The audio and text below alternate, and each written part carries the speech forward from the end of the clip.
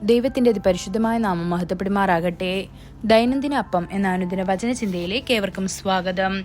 ഇന്ന് ഭൂതങ്ങളെ പുറത്താക്കുക എന്ന വിഷയത്തെ ആസ്പദമാക്കി ചില കാര്യങ്ങളെ നമുക്ക് ചിന്തിക്കാം. അതിനാധാരമായ ഒരു വാക്യം വായിക്കാം. ലൂക്കോസ് 10:19 പാമ്പുകളെയും തേളുകളെയും ശത്രുവിന്റെ സകല ബലത്തെയും ചവിട്ടുവാൻ ഞാൻ നിങ്ങൾക്ക് അധികാരം തരുന്നു. ഒന്നും നിങ്ങൾക്ക് ഒരിക്കലും ദോഷം വരുത്തുകയുമില്ല.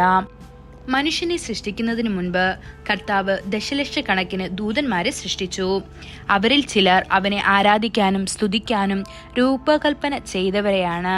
എന്നിരുന്നാലും ആ ദൂതന്മാരിൽ 1/3 അഹങ്കാരം നിറഞ്ഞ ഭൂമിയിലേക്കിറങ്ങി. ഈ വീണുപോയ ദൂതന്മാർ ദുരാത്മാക്കളായിത്തീർന്നു. ദൈവത്തെ എതിർക്കാനും മനുഷ്യരാശിയെ ആരാധിക്കുന്നതിൽ നിന്ന് തടസ്സപ്പെടുത്താനും മനുഷ്യരാശിക്ക് രോഗവും കഷ്ടപ്പാടും വരുത്താനും അശ്രദ്ധമായി പ്രവർത്തിച്ചു. ഇന്നും പല രോഗങ്ങളും വൈദ്യചികിത്സയ്ക്ക് അതീതമായി തുടരുന്നു. കാരണം അശുദ്ധാത്മാക്കൾ പലപ്പോഴും അതിന് മൂലകാരണമാണ്. ഈ ആത്മാക്കൾ മനുഷ്യാത്മാവിനെ പീഡിപ്പിക്കുകയും നിയന്ത്രിക്കുകയും ചെയ്യുന്നു.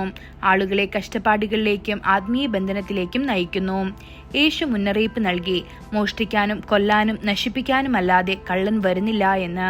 ഇത് യോഹന്നാൻ 10:10 കാണുന്നു. ഈ അശുദ്ധാത്മാക്കളെ പുറത്താക്കണം.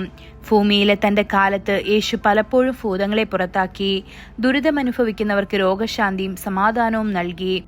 മർക്കോസ് 1:23-26 വരെയുള്ള വാക്യങ്ങളിൽ സിനഗോഗിലെ ഒരു മനുഷ്യനെ കുറിച്ച് നാം വായിക്കുന്നത് അശുദ്ധാത്മാവിനെ കുറിച്ചാണ്. യേശുവിനെ കണ്ടപ്പോൾ അവൻ നിലവിളിച്ചു, നസ്രയനായ യേശുവേ, നിനക്ക് ഞങ്ങളോടൊപ്പം എന്താണ് വേണ്ടത്? ഞങ്ങളെ നശിപ്പിക്കാൻ നീ വന്നുവോ? ആത്മാവ് മനുഷ്യനെ ഞെട്ടിച്ചു. എന്നാൽ യേശു കൽപ്പിച്ചു, മിണ്ടാതിരിക്കുക, അവനിൽ നിന്ന് പുറത്തു വരൂ. ഉച്ചത്തിലുള്ള നിലവിളിയോടെ ആത്മാവ് അവനെ അനുസരിച്ചു, അവനെ വിട്ടുപോയി. ഒരു വൈദ്യ ചികിത്സയ്ക്കും ഒരു വ്യക്തിയെ പൈശാചിക അടിച്ചമർത്തലിൽ നിന്ന് മോചിപ്പിക്കാൻ കഴിയുകയില്ല. ചിലർ തെറാപ്പിയോ മയക്കമോ ശ്രമിക്കുമ്പോൾ യഥാർത്ഥ പരിഹാരം പരിശുദ്ധാത്മാവിന്റെ ശക്തിയിലും യേശുവിന്റെ നാമത്തിൽ വിശ്വാസികൾക്ക് നൽകുന്ന അധികാരത്തിലുമാണ്. വിശ്വാസത്തിൽ ഉറച്ചു നിൽക്കുക, ശത്രുവിനെ ചെറുക്കുക, പരിശുദ്ധാത്മാവിന്റെ ശക്തിയിലൂടെയും യേശുവിന്റെ രക്തത്തിലൂടെയും അവനെ ജയിക്കുക. ചിലർ ശത്രുവിന്റെ പദ്ധതികളിൽ ശ്രദ്ധ കേന്ദ്രീകരിക്കാം. പിശാച് അലറുന്ന സിംഹത്തെ പോലെ നടക്കുന്നു. അവൻ ആരെയാണ് വിഴുങ്ങേണ്ടതെന്ന് അന്വേഷിക്കുന്നു എന്ന് 1 പത്രോസ് 5:8 പറയപ്പെടുന്നു. എന്നാൽ ഓർക്കുക, പരിശുദ്ധാത്മാവ് ശിംശോന്റെ മേൽ വന്നപ്പോൾ അവനൊരു സിംഹത്തെ ഒരു ആടിനെ പോലെ കീറിമുറിച്ചു.